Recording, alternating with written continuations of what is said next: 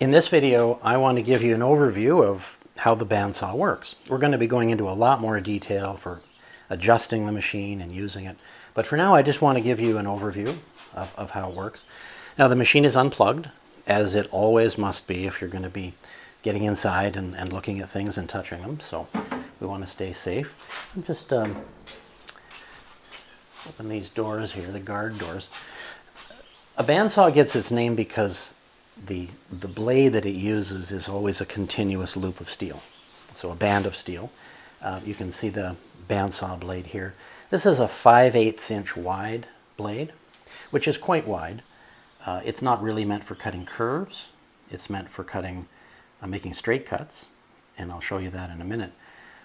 But all bandsaws have a blade like this and either 2 or 3 wheels that the blade revolves on.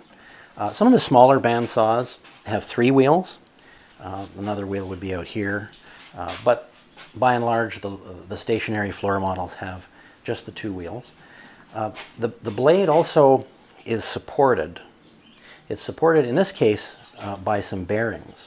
There's 3 bearings here. These 2 support the sides of the blade, just to keep it steady from side to side. There's also a 3rd bearing here at the back, which you can see back here, and that supports the back of the blade. Because as you'd imagine, a blade like this doesn't have a lot of resilience on its own. It needs some help. Now, these bearings here, and there's other bearings just like them down below, and I'll show you these in a minute, but